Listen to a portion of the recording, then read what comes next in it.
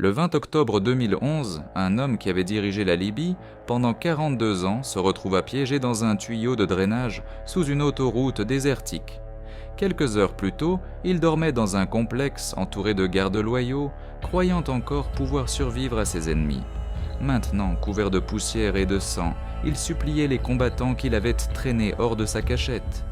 Les caméras de téléphone portable qui capturèrent ces derniers moments diffuseraient des images qui choquèrent le monde et marquèrent la fin de l'une des dictatures les plus bizarres de l'ère moderne. Comment Mouammar Kadhafi passa-t-il du pouvoir absolu à mourir au bord d'une route à Sirte ? La réponse réside dans ces dernières 24 heures, une journée qui commença par la routine et se termina dans le chaos. L'aube se leva sur Sirte le 19 octobre 2011, révélant une ville qui avait été transformée en zone de guerre. La ville côtière où Kadhafi était né était assiégée depuis des semaines. Les bâtiments étaient éventrés par les tirs d'artillerie. Des quartiers entiers gisaient en ruine. Les forces du Conseil national de transition, soutenues par des frappes aériennes de l'OTAN, avaient progressivement resserré leur emprise sur la ville, mais des poches de résistance demeuraient féroces. Kadhafi se cachait dans le district 2, une zone résidentielle devenue l'un des derniers bastions de ses partisans. Il s'était déplacé entre plusieurs bâtiments du quartier, ne restant jamais trop longtemps au même endroit. Le complexe où il passa la nuit du 18 octobre appartenait à une famille dont il estimait la loyauté.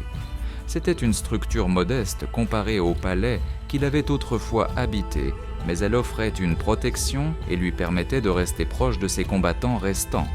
Les mois précédents avaient été un cauchemar de retraite et de perte. Le soulèvement qui avait commencé en février s'était propagé à travers la Libye avec une rapidité stupéfiante. Ville après ville était tombée aux mains des forces rebelles. Son propre appareil de sécurité s'était effondré. Des officiers en qui il avait eu confiance pendant des décennies avaient fait défection ou avaient simplement disparu. Des membres de sa famille avaient fui ou avaient été tués. La communauté internationale s'était complètement retournée contre lui. Les avions de guerre de l'OTAN contrôlaient tard les cieux, frappant ses forces chaque fois qu'elles se concentraient. Ses grandes visions d'unité africaine et son rôle d'icône révolutionnaire s'étaient effondrés en une survie désespérée. Mais Kadhafi maintenait sa défiance même alors que son monde rétrécissait. Il avait fait des enregistrements audio diffusant des messages de résistance par des canaux sympathisants. Il insistait sur le fait que le peuple libyen l'aimait toujours, que les rebelles étaient des agents étrangers et des traîtres, qu'il préférerait mourir plutôt que de quitter la Libye. Qu'il crût vraiment cela ou qu'il jouât simplement pour la postérité restait incertain, mais il maintenait la façade de la confiance même, alors que la réalité se refermait autour de lui. Ce matin-là, le 19 octobre, son équipe de sécurité l'informa que la situation se détériorait rapidement. Les forces du CNT préparaient une offensive majeure. Les avions de reconnaissance de l'OTAN avaient effectué davantage de missions au-dessus du district 2. Le complexe n'était plus sûr. Il devait partir et il devait partir bientôt. Kadhafi accepta de se préparer au départ, mais il semblait manquer de l'urgence que le moment exigeait. Il avait survécu à tant de situations critiques durant son long règne qu'il ne pouvait peut-être pas tout à fait croire que cette fois était différente. Le convoi qui tenterait de sortir de Sirte se composait d'environ 40 à 50 véhicules. Le nombre exact varie selon qui raconte l'histoire, mais il était substantiel. Un pari désespéré pour déplacer un grand groupe, dans l'espoir que certains véhicules parviendraient à passer. Le convoi comprenait des camionnettes avec des armes montées, des véhicules tout-terrain transportant des combattants et des commandants, des véhicules chargés de munitions et de provisions, et les quelques précieuses voitures de luxe qui transportaient Kadhafi lui-même et ses plus proches associés. Mansour Dao, le chef de la sécurité de Kadhafi et l'un de ses loyalistes les plus anciens, coordonna l'évacuation. Dao était avec Kadhafi depuis des décennies, survivant aux purges et aux intrigues de palais. Sa présence symbolisait à quel point le cercle intérieur s'était rétréci. Tant d'autres étaient morts, capturés ou avaient fui. Également dans le convoi se trouvait Mu'tasim Kadhafi, le fils du dictateur, qui avait servi comme conseiller à la sécurité nationale de la Libye. Plusieurs autres anciens responsables gouvernementaux et commandants militaires qui n'avaient nulle part où aller complétaient le groupe. Le plan était de se diriger vers le sud, loin de la côte, vers la ville de Jarif. De là, ils espéraient se regrouper avec d'autres forces loyalistes et poursuivre la résistance depuis les régions désertiques où le contrôle gouvernemental avait toujours été plus fort. C'était un mince espoir, mais c'était tout ce qu'il leur restait. L'alternative était de rester à Sirte et d'attendre l'inévitable assaut final. Au moins le mouvement offrait une chance, aussi mince soit-elle. Vers 8h du matin le 20 octobre, le convoi se prépara à partir. Kadhafi portait des vêtements simples de style militaire, bien loin des uniformes et robes élaborées qu'il avait favorisées durant ses années de pouvoir. Il portait un pistolet doré, une arme qui semblait presque absurdement déplacée étant donné les circonstances, mais qui représentait son image de lui-même en tant que leader révolutionnaire. Les véhicules se chargèrent d'hommes armés, de munitions, de nourriture, d'eau et de tout ce que les gens pensaient valoir la peine de sauver. Le convoi quitta le complexe du district vers 8h30 du matin, se déplaçant en une longue colonne à travers les rues dévastées de Sirte. Les conducteurs essayèrent de maintenir un espacement entre les véhicules pour réduire la cible qu'ils présentaient, tout en restant assez proches pour fournir un soutien mutuel en cas d'attaque. L'itinéraire qu'ils choisirent se dirigeait d'abord vers l'ouest avant de tourner vers le sud, essayant d'éviter les principales concentrations de forces du CNT. Durant le premier tronçon du voyage, les choses se déroulèrent mieux que prévu. Le convoi traversa des zones où les combats avaient tant détruit que personne ne contrôlait plus rien. Les rues remplies de décombres ralentirent leur progression, mais fournirent également une couverture. Ils passèrent devant des bâtiments calcinés, des points de contrôle abandonnés et les épaves de bataille précédentes. Les résidents qui restaient dans ces zones, principalement des personnes âgées ou des familles sans nulle part où aller, regardèrent passer le convoi sans intervenir. Les véhicules atteignirent finalement l'autoroute 1, la principale route côtière. C'était la partie la plus dangereuse du plan. L'autoroute offrait de la vitesse et un itinéraire direct vers le sud, mais elle signifiait également l'exposition. Le convoi serait visible depuis les airs et vulnérable à toute force du CNT dans la zone. Mais l'alternative d'essayer de naviguer à travers des quartiers détruits et des rues obstruées de débris prendrait trop de temps. La vitesse était maintenant essentielle. Le convoi tourna sur l'autoroute et accéléra. Les véhicules s'espacèrent légèrement, essayant de ressembler moins à une colonne militaire et plus à du trafic civil. Bien que les armes montées sur beaucoup de camions rendissent cette fiction peu convaincante. Pendant plusieurs kilomètres, le voyage se poursuivit sans incident. Peut-être y parviendraient-ils. Peut-être que l'OTAN ne surveillait pas ce tronçon particulier de route, ce matin particulier.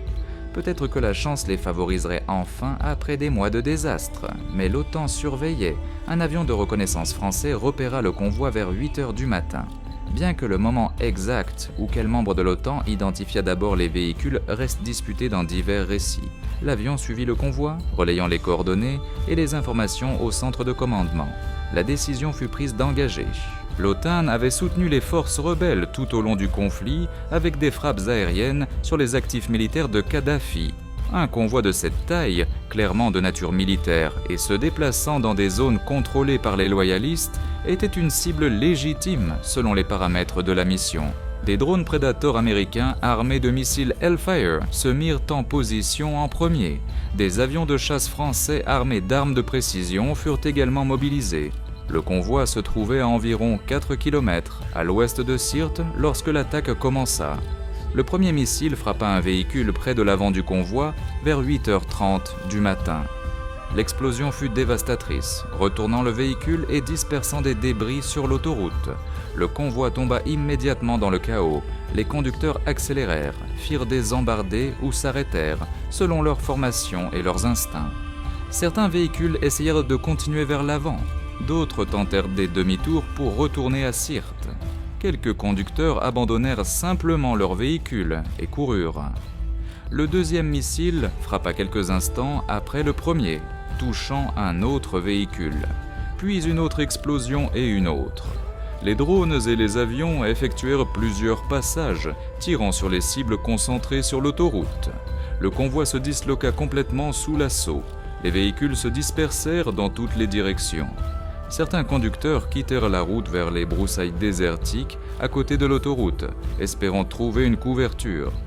D'autres cherchèrent Sarusak au refuge dans les fossés de drainage qui longeaient la route. Plusieurs véhicules furent eux complètement détruits, leurs occupants tués instantanément. Les munitions chargées dans certains camions détonnèrent lorsqu'elles furent touchées, créant des explosions secondaires qui ajoutèrent au carnage. Le véhicule de Kadhafi, un Toyota Land Cruiser, fut touché mais pas détruit. Le conducteur parvint à sortir le véhicule endommagé de l'autoroute. Selon les survivants, Kadhafi fut étourdi par l'explosion mais pas gravement blessé à ce moment-là. Le véhicule s'arrêta dans un wood, un lit de rivière asséché à environ 200 mètres de l'autoroute. D'autres survivants du convoi se rassemblèrent autour, cherchant une couverture dans la dépression. Ils étaient piégés entre les frappes aériennes en cours et les forces du CNT qui seraient inévitablement attirées par les explosions et la fumée. Les frappes aériennes continuèrent pendant environ 1 heure, bien que pour ceux qui s'abritaient dans l'oued, cela dut sembler une éternité. Les avions de l'OTAN tournèrent au-dessus, tirant occasionnellement sur des véhicules tentant de fuir ou sur des groupes d'hommes armés repérés à découvert. Le son était constant. Le rugissement des moteurs à réaction, le sifflement des missiles, les explosions, les détonations secondaires de munitions qui explosaient dans les véhicules en feu. Environ 50 à 75 personnes du convoi avaient survécu aux frappes initiales et étaient parvenues à l'ouest et à la zone environnante. Il comprenait Nenamou Tassim Kadhafi, Mansour Dao, plusieurs gardes du corps, des commandants militaires et des combattants ordinaires qui étaient restés loyaux au régime. Certains étaient blessés par les explosions ou par des accidents de véhicules alors qu'ils essayaient d'échapper à l'autoroute. Ils avaient des armes, mais pas d'équipement lourd, aucun moyen de combattre les avions et aucune voie d'évasion réaliste. Kadhafi et son cercle intérieur tinrent une brève conférence. La situation était désespérée, mais pas encore sans espoir. S'ils pouvaient rester cachés jusqu'à la tombée de la nuit, ils pourraient peut-être se déplacer sous le couvert de l'obscurité. Les forces du CNT viendraient Popron chercher, mais les survivants étaient armés et pouvaient y potentiellement se frayer un chemin à travers une présence ennemie légère. La clé était de rester dissimulés et d'éviter la capture jusqu'à ce qu'ils aient une meilleure opportunité. Le groupe se sépara pour réduire les chances que tout le monde soit capturé ou tué ensemble. Certains hommes restèrent dans l'oued, d'autres se déplacèrent vers des bâtiments abandonnés à proximité. Un petit groupe, incluant Kadhafi, se dirigea vers un grand tuyau de drainage qui passait sous l'autoroute. Le tuyau mesurait environ 1,50 m de diamètre, assez grand pour qu'une personne y entre, mais confiné et sombre. Il offrait une protection contre les frappes aériennes et serait difficile à repérer de loin. Kadhafi rampa dans le tuyau avec plusieurs gardes du corps. Le pistolet doré qu'il portait était un fardeau encombrant dans l'espace exigu. Ils avancèrent dans le tuyau assez loin pour être hors de vue de chaque extrémité, puis s'installèrent pour attendre. Le son des frappes aériennes continua à l'extérieur, bien qu'elles ciblaient maintenant d'autres survivants ou véhicules plus loin. Le danger immédiat semblait être passé, remplacé par la tension atroce de l'attente et de ne pas savoir ce qui se passerait ensuite. Pendant ce temps, les forces du CNT à Sirte avaient entendu les explosions et vu la fumée s'élever de l'autoroute. Ils surent immédiatement que quelque chose d'important s'était produit. Des unités qui s'étaient dit préparées pour une autre journée de combat, maison par maison, dans la ville, se redirigèrent vers l'autoroute. Les bavardages radio répandirent la nouvelle. Un grand convoi avait été touché. Des survivants étaient dispersés dans la zone. Cela pourrait être quelque chose d'important. Les combattants rebelles qui répondirent venaient de divers groupes. Les forces du Conseil national de transition n'étaient jamais une armée unifiée, mais plutôt une coalition de milices, de combattants locaux, d'unités militaires ayant fait défection et de volontaires qui avaient pris les armes. Les unités qui atteignirent de l'autoroute ce matin-là comprenaient des combattants de Misrata, une ville qui avait enduré un siège brutal par les forces de Kadhafi plus tôt dans le conflit. Ces hommes avaient une raison particulière de haïr le régime et cherchaient des vengeances pour des amis et des membres de leur famille tués dans ces combats. Les combattants du CNT se dispersèrent, fouillant la zone systématiquement, et ils trouvèrent des cadavres près de véhicules détruits sur l'autoroute. Ils découvrirent de petits groupes de survivants dans l'oued et dans des bâtiments, s'engageant dans de brefs échanges de tirs. Certains loyalistes se rendirent immédiatement. d'autres combattirent jusqu'à ce qu'ils soient tués ou que leurs munitions s'épuisent. La recherche continua pendant des heures alors que les rebelles travaillaient à travers la zone, vérifiant chaque cachette potentielle. Vers 12h30 de l'après-midi, environ 4 heures après le début des frappes aériennes, un groupe de combattants du CNT de Misrata s'approcha du tuyau de drainage où Kadhafi se cachait. Différents récits existent sur exactement comment ils le découvrirent. Certains affirment qu'ils vérifiaient systématiquement chaque endroit possible de cachette. D'autres suggèrent que des loyalistes blessés capturés plus tôt avaient été révélés sous pression où Kadhafi était allé. Une autre version soutient que les combattants virent des traces fraîches menant au tuyau ou remarquèrent de la poussière dérangée autour de l'entrée. Quoi que ce soit qui les y conduisit, les combattants s'approchèrent du tuyau avec prudence. Ils pouvaient bien voir qu'il était assez grand pour cacher des gens, mais y entrer serait dangereux si des hommes armés attendaient à l'intérieur. Ils crièrent, ordonnant à quiconque à l'intérieur de sortir. Aucune réponse ne vint initialement. Ils tirèrent des coups de semonce dans le tuyau. Toujours rien. Un combattant prit une grenade et la fit rouler dans le tuyau. L'explosion résonna dans l'espace confiné. Après la détonation de la grenade, des voix appelèrent de l'intérieur du tuyau. Il y avait des gens là-dedans et ils étaient prêts à sortir. Les combattants maintinrent leur position, armes prêtes, alors que des silhouettes commençaient à émerger du tuyau. Ils étaient couverts de poussière, certains saignant de blessures. Les combattants leur ordonnèrent de garder leurs mains visibles, de bouger lentement, fouillant chaque personne qui sortait à la recherche d'armes. Puis, Muammar Kadhafi émergea du tuyau. Ses traits distinctifs étaient reconnaissables malgré la poussière et le sang. Ses cheveux, teints en noir depuis des décennies, étaient ébouriffés. Son visage montrait des coupures et des ecchymoses. Ses vêtements étaient déchirés et sales. Il ne ressemblait plus au leader soigneusement apprêté qui était apparu dans d'innombrables photographies et vidéos durant 42 ans de règne. Il ressemblait à un vieil homme qui avait traversé quelque chose de terrible. Les combattants le reconnurent immédiatement. La réaction fut électrique. Certains crièrent dire son nom, d'autres le maudirent. Les téléphones portables sortirent instantanément, plusieurs combattants commençant à enregistrer des vidéos. Kadhafi fut extrait brutalement du tuyau, des mains l'agrippèrent, des armes pointées vers lui de toutes les directions. Il semblait hébété, possiblement blessé par l'explosion de la grenade, certainement en état de choc face à sa situation.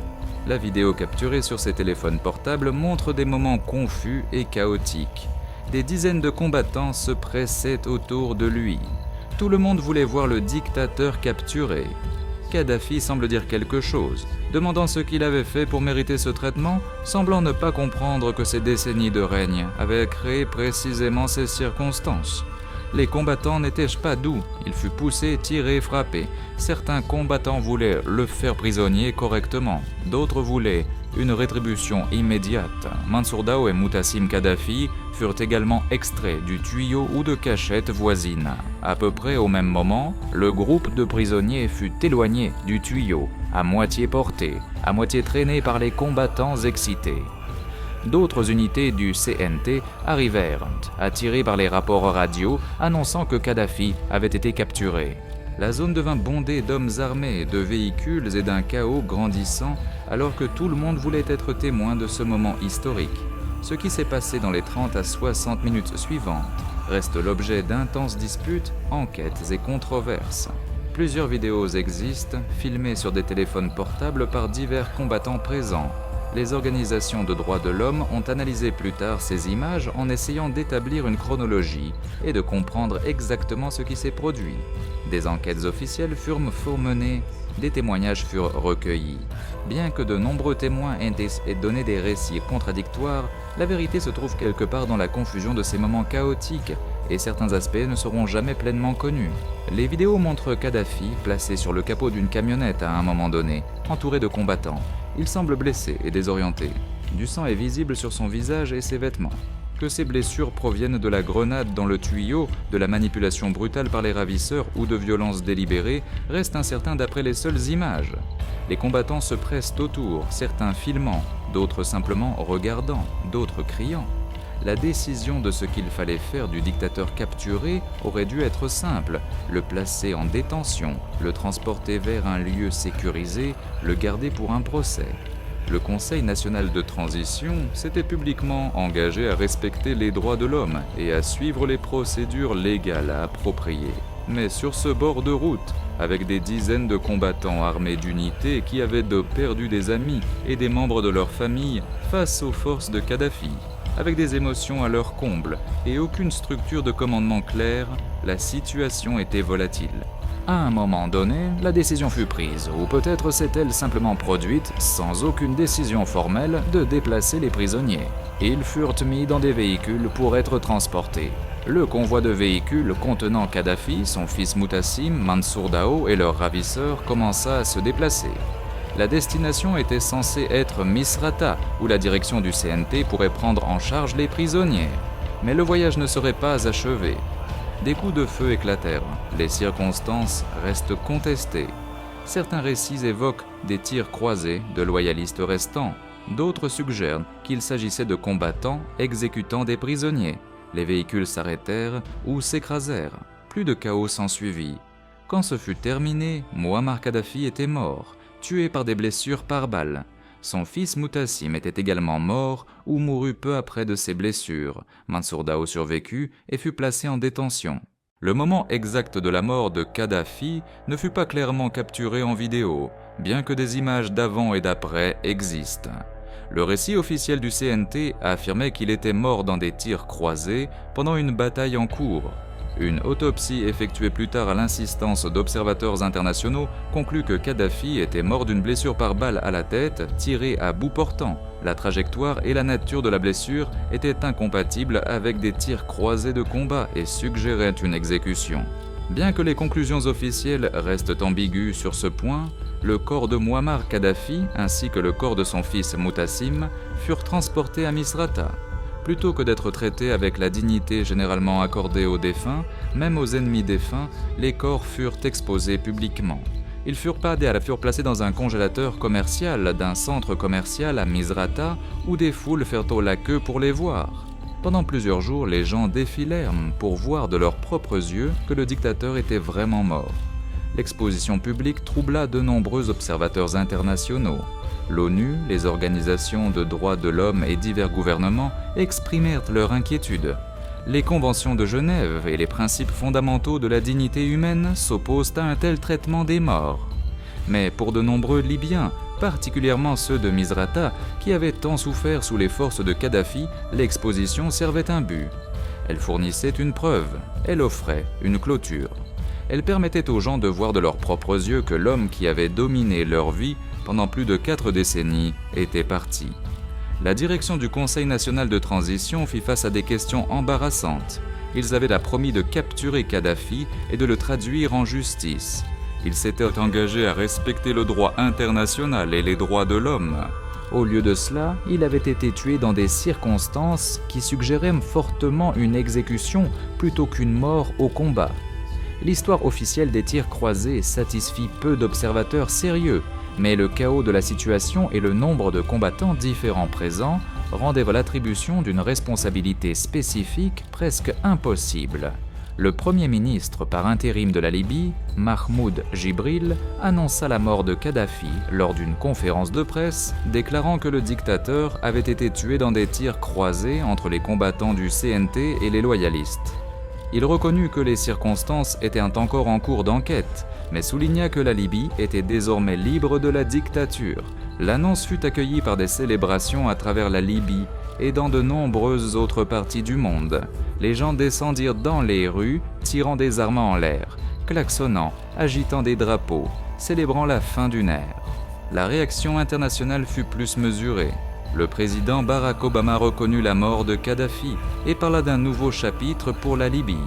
Les dirigeants européens firent des déclarations similaires, mais aux côtés des réponses officielles vinrent des questions sur la manière de la mort et des préoccupations concernant la stabilité future de la Libye. tuer Kadhafi plutôt que de le capturer vivant élimina la possibilité d'un procès qui aurait pu fournir vérité et responsabilité, qui aurait pu permettre aux victimes de confronter leur oppresseur, qui aurait pu établir une base plus solide pour la justice dans la nouvelle Libye. L'enquête sur la mort de Kadhafi produisit plusieurs rapports, mais aucune accusation criminelle. Les circonstances étaient trop confuses. Trop de personnes étaient impliquées et la volonté politique de poursuivre les combattants du CNT pour avoir tué Kadhafi n'existait tout simplement pas. Human Rights Watch et d'autres organisations documentèrent des preuves suggérant des crimes de guerre dans les derniers moments. Mais le nouveau gouvernement libyen avait des priorités plus pressantes que d'enquêter sur la façon dont l'ancien dictateur était mort. Kadhafi fut finalement enterré dans une tombe anonyme dans le désert. L'emplacement gardé secret pour empêcher le site de devenir un sanctuaire pour d'éventuels partisans restants ou une cible de profanation par ses ennemis. Son règne bizarre de 42 ans était terminé. La Libye qu'il avait façonnée par la force, la richesse pétrolière et une vision erratique faisaient maintenant face au défi de construire quelque chose de nouveau à partir des ruines. Comprendre les dernières 24 heures de Kadhafi nécessite de comprendre comment il est arrivé à ce tuyau de drainage. Le dirigeant qui commandait autrefois des forces militaires importantes, qui avait construit un état sécuritaire élaboré, qui avait cultivé une image internationale soigneusement élaborée de révolutionnaire et de visionnaire, avait vu tout cela se désintégrer en 8 mois. Le soulèvement qui commença en février 2011 débuta à Benghazi, la deuxième plus grande ville de Libye. Inspiré par les mouvements du printemps arabe qui avaient renversé des dirigeants en Tunisie et en Égypte, les manifestants libyens descendirent dans les rues pour exiger des réformes, puis pour exiger le départ de Kadhafi. La réponse du régime fut brutale. Les forces de sécurité tirèrent sur les manifestants. L'armée reçut l'ordre d'écraser les manifestations. Kadhafi lui-même prononça un discours télévisé dans lequel il décrivit les manifestants comme des agents étrangers et des traîtres, avertissant qu'il les traquerait et purgerait la Libye. Mais contrairement à la Tunisie et à l'Égypte, où les armées refusèrent finalement de continuer à tirer sur les manifestants, des segments de l'armée libyenne firent défection vers l'opposition. Les manifestations se transformèrent en rébellion armée. Ville après ville tomba sous le contrôle des rebelles. La moitié orientale du pays se détacha presque complètement. Kadhafi tenait l'ouest et la capitale, Tripoli, mais son emprise glissait. La communauté internationale intervint en mars 2011. Le Conseil de sécurité de l'ONU autorisa une zone d'exclusion aérienne et la protection des civils. L'OTAN prit en charge la mission, qui évolua rapidement au-delà de son mandat initial en un soutien actif aux rebelles. Les avions de l'OTAN frappèrent les forces militaires de Kadhafi, les centres de commandement et les infrastructures de communication. La capacité du régime à coordonner et à mener des opérations fut systématiquement dégradée. Au printemps et à l'été 2011, la situation se détériora pour Kadhafi. Ses forces subirent défaite après défaite. Des villes clés tombèrent. Des officiers firent la défection ou furent tués. Les sanctions internationales gelèrent ses avoirs et isolèrent son gouvernement. Sa famille y commença à se fracturer. Certains membres s'enfuirent vers les pays voisins. D'autres moururent dans des frappes de l'OTAN ou des attaques rebelles. En août, les rebelles étaient prêts à assaillir Tripoli. La bataille pour la capitale fut intense mais relativement brève. Les forces du régime, usées par des mois de combat et les frappes de l'OTAN, ne purent tenir. Tripoli tomba et Kadhafi disparut. Pendant des semaines, son lieu de séjour resta inconnu. Il diffusa des messages audio affirmant qu'il était toujours en Libye, toujours en train de se battre, qu'il mourrait plutôt que de se rendre. Les agences de renseignement et les forces rebelles cherchèrent intensivement, mais ne purent le localiser. Il avait fui à Sirte, son lieu de naissance, et une ville où il commandait encore la loyauté. Sirte devint le dernier bastion majeur. Les forces du CNT encerclèrent la ville et commencèrent un siège qui dura des semaines. Les combats furent brutaux, usant les défenseurs par une pression constante et le soutien de l'OTAN. Les civils piégés à Sirte souffrirent terriblement, pris entre les forces combattantes avec un accès limité à la nourriture, à l'eau ou aux soins médicaux. À la mi-octobre, Sirte était presque complètement aux mains du CNT. Seuls quelques quartiers restaient contestés. Kadhafi y était piégé avec un cercle décroissant de loyalistes. Il aurait pu essayer de fuir plus tôt, peut-être vers un pays voisin qui aurait pu offrir l'exil. Il avait eu des occasions de négocier une reddition qui aurait pu inclure des garanties de sécurité. Mais il choisit de rester soit par conviction sincère en sa cause, soit par fierté obstinée, soit par incapacité à accepter que son ère était terminée. La mort de Kadhafi survint pendant une période de bouleversement considérable à travers le Moyen-Orient et l'Afrique du Nord. Le printemps arabe avait commencé en Tunisie en décembre 2010, lorsqu'un vendeur de rue s'immola par le feu après le harcèlement des autorités. Cet acte de désespoir déclencha des manifestations qui se propagèrent rapidement à travers la région. Le président de la Tunisie s'enfuit. Le président de l'Égypte tomba après des manifestations massives. La Syrie sombra dans la guerre civile. Le Yémen, Bahreïn et d'autres pays connurent des troubles importants. La trajectoire de la Libye fut unique à plusieurs égards. Le soulèvement se transforma en guerre civile totale plus rapidement que dans d'autres pays. L'intervention internationale fut plus directe et soutenue qu'ailleurs. Le renversement ultime du régime fut plus violent et complet. La mort de Kadhafi, capturée en vidéo sur téléphone portable et diffusée mondialement, devint l'une des images déterminantes de l'ère du printemps arabe, un symbole frappant de la profondeur de la chute des dictateurs. Mais la transition de la Libye après Kadhafi s'avéra extrêmement difficile. Le pays sombra dans le chaos avec des milices concurrentes, des divisions régionales et finalement une guerre civile renouvelée. L'espoir que l'intervention de l'OTAN et le retrait de Kadhafi conduiraient à la démocratie et à la stabilité ne se réalisa pas.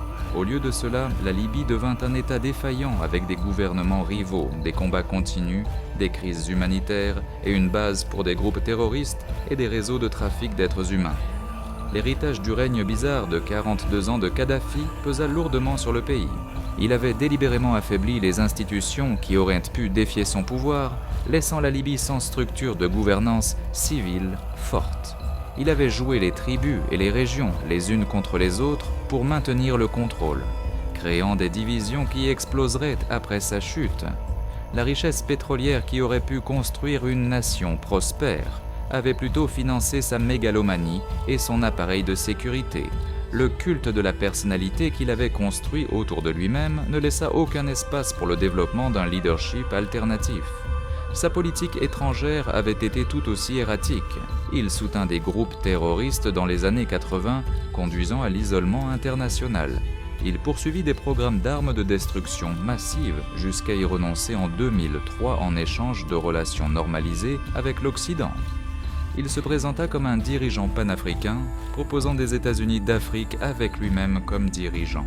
Il écrivit son livre vert, un manifeste politique décousu qui offrait soi-disant une troisième voie entre le capitalisme et le communisme, mais reflétait surtout ses idiosyncrasies personnelles. Le traitement de son propre peuple allait du paternaliste au brutal.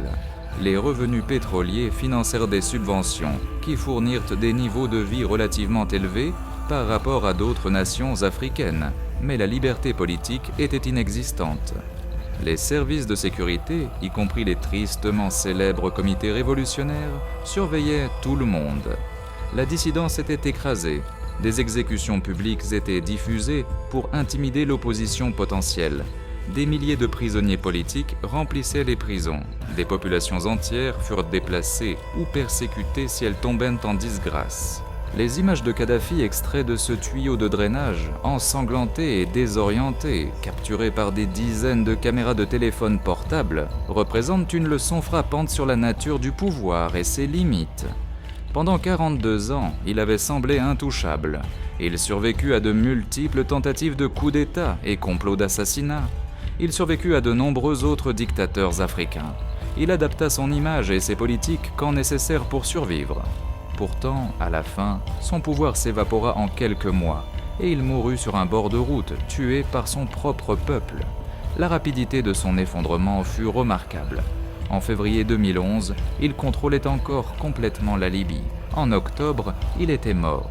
Les mécanismes de contrôle qu'il avait construits si soigneusement pendant des décennies se révélèrent fragiles lorsqu'ils furent vraiment testés. Les unités militaires qu'il avait cultivées ne purent ou ne voulurent pas le sauver. Les services de sécurité qui avaient maintenu la population dans la peur firent défection ou devinrent inefficaces une fois que les gens cessèrent d'avoir peur. Le culte de la personnalité qu'il avait nourri si longtemps se dissout lorsqu'il devint clair qu'il était vulnérable. Le rôle des réseaux sociaux et des caméras de téléphone portable dans sa chute et sa mort ne peut être surestimé. Contrairement aux dictateurs tombés lors d'époques précédentes, les derniers moments de Kadhafi ont été documentés de manière extensive par des gens ordinaires munis de smartphones.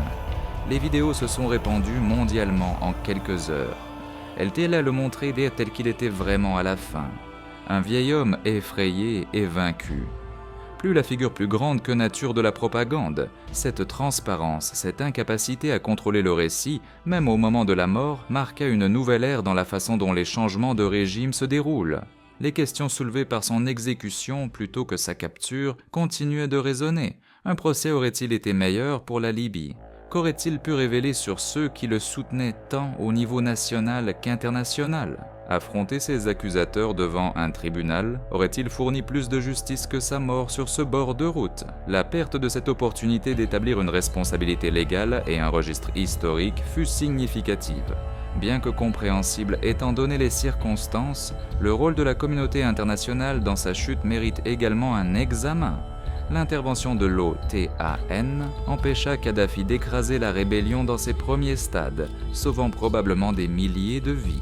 Mais l'intervention escalada également le conflit, contribua à l'instabilité post-guerre de la Libye et se termina par la mort de Kadhafi dans des circonstances qui violaient les principes que l'intervention était censée défendre.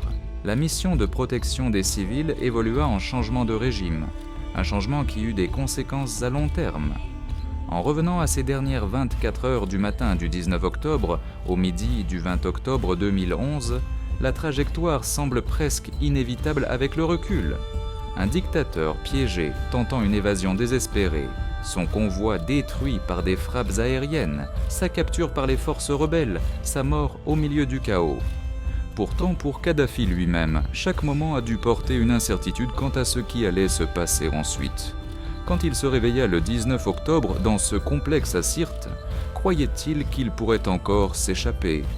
Pensa-t-il à essayer de négocier une reddition ? Accepta-t-il que la mort était probable ou s'accrocha-t-il à l'espoir jusqu'à la toute fin ? Les enregistrements qu'il fit durant son dernier mois suggèrent qu'il resta défiant. Mais les mots enregistrés à des fins de propagande ne révèlent pas les pensées intérieures. La décision de tenter l'évasion en convoi plutôt que de rester à Sirte fut un pari calculé qui échoua de manière catastrophique. S'ils avaient tenté le déplacement de nuit plutôt qu'en plein jour, le résultat aurait pu être différent. Si les avions de l'OTAN avaient été engagés ailleurs ce matin-là, ils auraient pu passer. Mais ces hypothèses ne changent pas ce qui s'est réellement passé. Les heures passées à se cacher dans ce tuyau de drainage ont dû être atroces, coincées, inconfortables, incapables de voir ce qui se passait dehors, entendant les sons des combats et des recherches, sachant que la découverte signifiait soit la capture, soit la mort. Pour un homme qui avait vécu dans des palais, qui avait commandé des armées, qui avait rencontré des dirigeants mondiaux d'égal à égal, la dégradation de se cacher dans un tuyau de béton représentait un renversement complet de fortune. Sa mort quand elle survint fut brutale et indigne. Quels que soient les crimes qu'il commit durant son règne, quelles que soient les souffrances qu'il causa, il était toujours un être humain. Et la manière dont il fut tué était troublante d'un point de vue humanitaire et légal. Le fait que cela fût filmé et diffusé le rendit plus dérangeant, transformant sa mort en spectacle plutôt qu'en justice.